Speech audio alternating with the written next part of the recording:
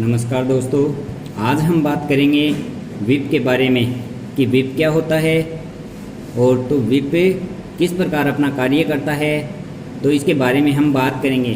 Whip एक राजनीतिक point है, यानी जो राजनीति से संबंधित है। तो ये विप जिसे सचेतक भी कहते हैं, यानी एक सचेतक के रूप में भी कार्य करता है।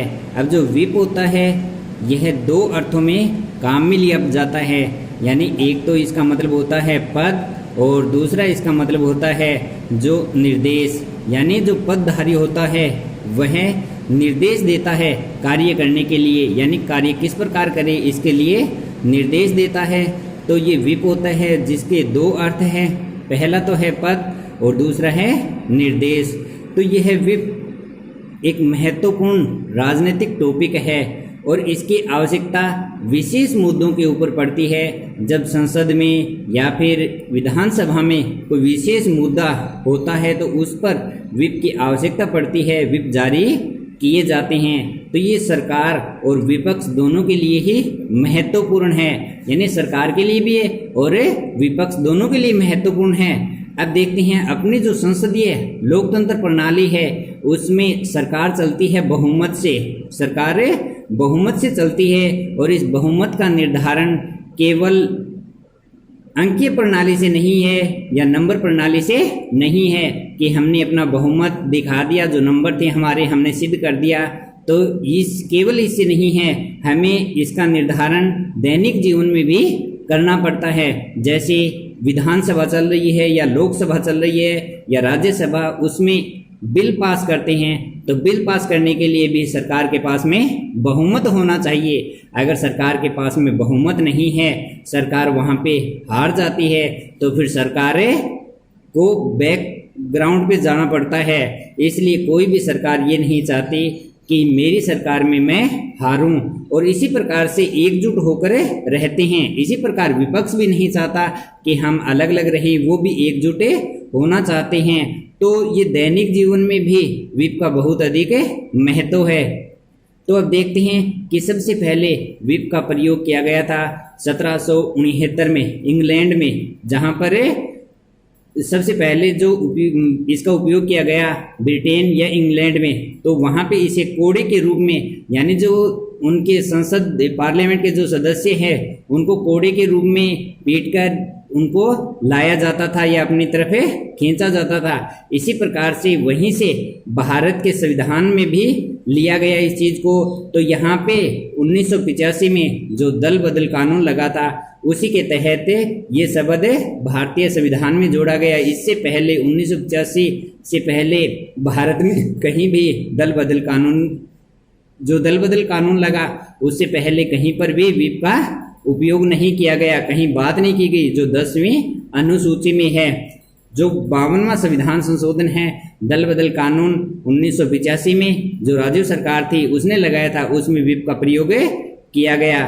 तो इसे संवैधानिक रूप दे दिया गया। उसके बाद में इसे विधिक रूप 1998 में दिया गया, जिसमें जो विप है उसके लिए कई सहूलियत की गई, कई फायदे किए गए। जैसे उसको सुविधा के तौर पर 10,000 फ्री कॉल दिए गए और साथ में एक स्टेनोग्राफर भी दिया गया जो उसकी मदद कर सके।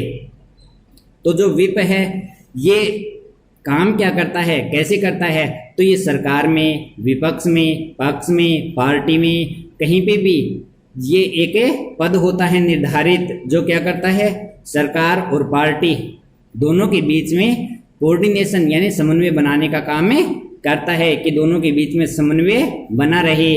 और यह अपनी पार्टी की जो गाइडलाइन है उसको जारी करता है और जो पार्टी के सदस्य हैं उनको मानना अति महत्वपूर्ण है। अगर वे विप की बातें नहीं मानते हैं या उनका उल्लंघन करते हैं तो उनको पार्टी से निष्कासित भी किया जा सकता है। आगे ये विप है, इसमें 3 प्रकार के निर्देशन दिए जाते हैं, यानी 3 प्रकार के होते हैं विप। एक तो होता है 1 लाइन विप, दूसरा होता है 2 लाइन विप और तीसरा होता है 3 लाइन विप। जो 1 लाइन विप होता है इसमें क्या होता है कि जो निर्देश होते हैं उनके नीचे लाइनें खींची जाती है। 1 लाइन विप में 1 लाइन, 2 लाइन विप में 2 लाइन और 3 लाइन विप में 3 लाइन। इनमें महत्व बिंदुओं का महत्व देखते हैं कि कौन सा बिंदु ज़्यादा इम्पोर्टेंट है, उसको उसी के हिसाब से लाइन खींची जाती है। बिंदुओं के महत्व के अनुसार इनको 3 भागों में बांटा जाता है। तो जो 3 नंबर बिंदु है यानी 3 लाइन विप जो सबसे ज़्यादा इम्पोर्टेंट है, उसमें तो हर हाल में आपको उपस्थित होना ही पड़ेगा। और जो 2 लाइन है उससे कम महत्व और 1 लाइन है वो सबसे कम महत्व का है। जैसे कोई महत्वपूर्ण विषय हो या फिर बजट जारी करना हो तो उसमें 3 लाइन विप जारी किया जाता है। लाइन का कारण क्या है, यानी इनको क्यों बांटा गया? विषय का महत्व समझाने के लिए, यानी कौन सा विषय अधिक महत्व का है उसके आधार पर इनको बांटा गया है। अब जो भी विप का उल्लंघन करता है, यानी जो पार्टी के पद है, पदाधिकारी या जो दलीय सचेतक है या जो विप के पद पर बिठाया गया है जिसे, अगर वह विप जारी करता है और उसके विप का उल्लंघन करता है कोई सदस्य, तो उसको उस पार्टी से त्यागपत्र देना पड़ता है या उस पार्टी से उसको निष्कासित कर दिया जाता है। क्यों? क्योंकि उसको दल बदल माना जाएगा। यानी जो संविधान का 52वां संशोधन है 1985 में, उसके तहत उसको दल बदलू माना जाता है। अब विप होता है उसके अनुसार पार्टी को जो पार्टी के सदस्य होती हैं उनको उस विप के अनुसार चलना पड़ता है। अब एक आंकड़ा बताता है कि विप का उल्लंघन करने के लिए 1985 से 2010 तक 19 MP जिन्होंने विप का उल्लंघन किया और उनको अपनी सदस्यता खोनी पड़ी, यानी जो संसद और पार्टी उनसे अपनी सदस्यता खोनी पड़ी। अब जो विप की व्यवस्था है उसके ऊपर आरोप भी लगते हैं, यानी व्यवस्था एक अच्छी है तो इस पर कई आरोप भी लगते हैं। कई आरोप क्या लगते हैं? जैसे जो 52वां संविधान संशोधन है उसमें बताया गया है कि अगर कोई भी दल अलग अपनी पार्टी से विपक्ष में जाकर कोई कार्य करता है तो दल बदलू लगता है, तो इसमें उस विधायक की या सांसद की मर्जी नहीं चलती है। तो इसके ऊपर आरोप भी लगता है कि इससे विधायक या सांसद की मर्जी नहीं चलती है, तो वह अपने खिलाफ भी जाकर पार्टी के खिलाफ जाकर वोट नहीं कर सकता।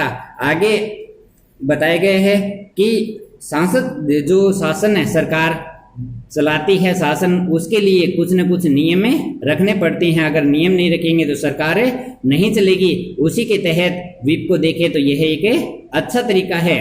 आगे ये विप है, इसके अपवाद भी हो सकते हैं। क्या विप का अपवाद है? विप का अपवाद 2 है, एक तो राष्ट्रपति का चुनाव और एक है उपराष्ट्रपति का चुनाव। राष्ट्रपति का चुनाव है उसमें भी और उपराष्ट्रपति का चुनाव है उसमें भी विप जारी नहीं होता है, क्योंकि उसमें गुप्तदान होता है और जो सदन के सदस्य है वही उसमें मतदान करते हैं, तो उनके लिए विप जारी नहीं कर सरकार जो पार्टी है वो विप जारी नहीं कर सकती।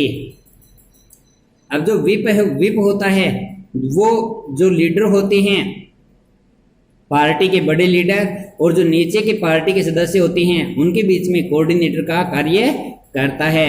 तो ये था विप, जो अभी वर्तमान में कई सरकारें जारी करती है, क्योंकि वहाँ पे पार्टी टूटती है या फिर सरकारें चेंज होती है तो उसमें विप एक टॉपिक महत्वपूर्ण है। तो मैं आशा करता हूँ कि आपको समझ में आया होगा। अगर आपको समझ में आया है तो मेरे इस वीडियो को लाइक करें तथा मेरे चैनल को सब्सक्राइब करें, और कोई और पूछना हो तो कमेंट बॉक्स में लिखिए। धन्यवाद दोस्तों।